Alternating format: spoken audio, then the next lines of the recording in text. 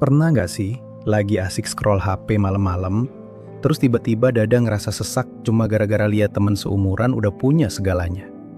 Ada yang pamer mobil baru, pamer saldo ATM, atau tiap minggu story-nya lagi liburan di luar negeri.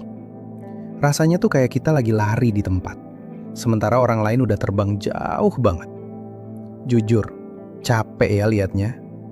Akhirnya kita jadi buru-buru pengen ngejar, pengen dapat uang banyak dalam sekejap, tanpa mikir panjang lagi gimana risikonya. Padahal itu loh yang sering gak kelihatan di balik layar. Kita cuma dikasih lihat senengnya aja, tapi gak pernah tahu gimana mental mereka sebenarnya pas harus nanggung gaya hidup yang setinggi langit itu. Di umur kita yang emang lagi haus-hausnya dapat pengakuan, dapat uang instan, itu ngeri banget sebenarnya.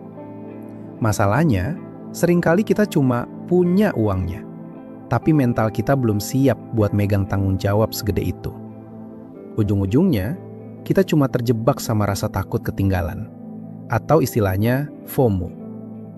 Kita maksa diri buat kelihatan wah, cuma buat dapet jempol dari orang-orang yang bahkan gak kenal kita siapa. Rasanya hampa banget kan? Harus terus pakai topeng sukses, padahal pas lampu kamar mati, yang ada cuma rasa cemas soal hari esok yang gak pasti.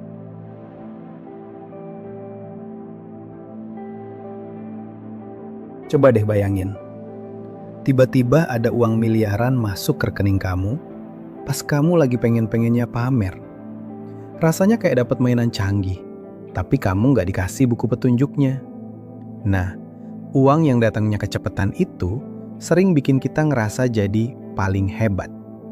Apa-apa dipikir bisa beres pakai duit, sampai akhirnya kita lupa gimana caranya berjuang atau sekedar ngehargai proses yang pelan tapi pasti. Bahayanya itu loh, ego kita bakal naik gak keruan. Jadi gampang remehin orang, terus ngerasa gak butuh masukan siapa-siapa lagi. Tapi pas uang itu mulai habis, karena emang gak ada dasarnya buat jaga itu semua, kita bakal jatuh sejatuh-jatuhnya. Rasa kecewa dan malunya itu, wah, jauh lebih sakit daripada pas kita gak punya apa-apa dari awal. Mental kita bisa bener-bener hancur, karena kaget pas tahu roda itu emang beneran berputar. Terus yang paling sedih itu soal orang-orang di sekitar kita. Temen-temen yang datang pas kita lagi di atas, bakal pelan-pelan hilang pas kita mulai susah. Di situ baru deh kita sadar, kalau uang mendadak itu sering ngebawa kesepian yang dalam banget.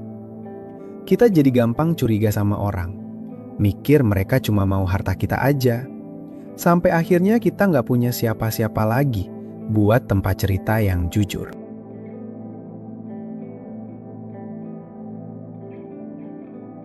Banyak banget dari kita yang saking pengen cepet kaya, sampai rela nuker prinsip hidup yang udah kita bangun lama. Kita jadi mikir kalau sukses itu cuma soal angka di layar, bukan soal seberapa bermanfaat kita buat orang lain. Rasanya kayak kita lagi kehilangan diri sendiri di tengah barang-barang mewah yang sebenarnya nggak kita butuhin sama sekali. Kita jadi lupa, apa sih yang sebenarnya bikin kita bahagia secara tulus? Bukan cuma bahagia pas lagi diliatin orang lain. Ekspektasi yang ketinggian itu pelan-pelan bakal ngebunuh semangat kita buat belajar. Buat apa capek-capek kerja keras kalau bisa dapat uang dengan cara gampang? Nah, pola pikir yang kayak gini nih yang bahaya buat masa depan kita. Pas trennya ganti atau cara instannya udah nggak jalan, kita bakal bingung mau ngapain. Karena ya itu tadi, kita nggak punya keahlian yang benar-benar bisa diandelin. Cuma jadi orang kaya yang dalamnya kosong. Aku pernah dengar cerita, ada orang yang stresnya minta ampun justru pas lagi kaya-kayanya. Kenapa? Karena dia ketakutan banget kehilangan semua itu. Hidupnya jadi nggak tenang, tidurnya nggak nyenyak. Tiap hari cuma mikir, gimana caranya supaya hartanya nggak berkurang dikit pun. Ternyata kayak mendadak nggak otomatis bikin hidup damai. Malah seringnya nambah beban pikiran yang sebelumnya nggak pernah ada.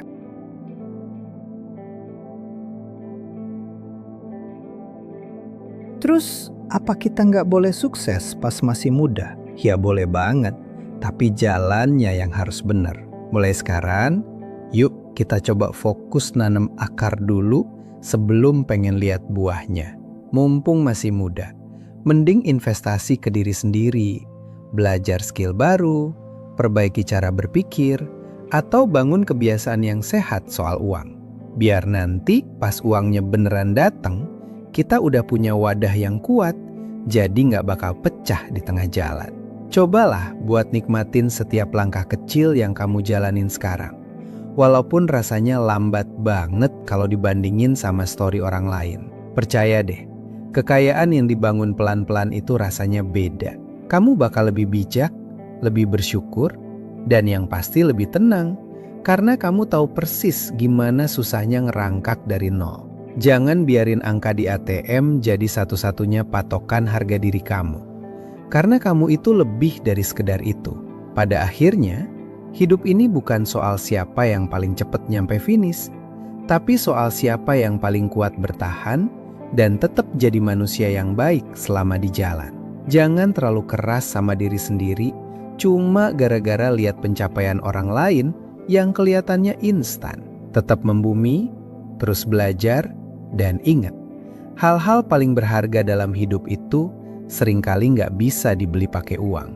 Semangat ya, kamu udah di jalur yang bener kok.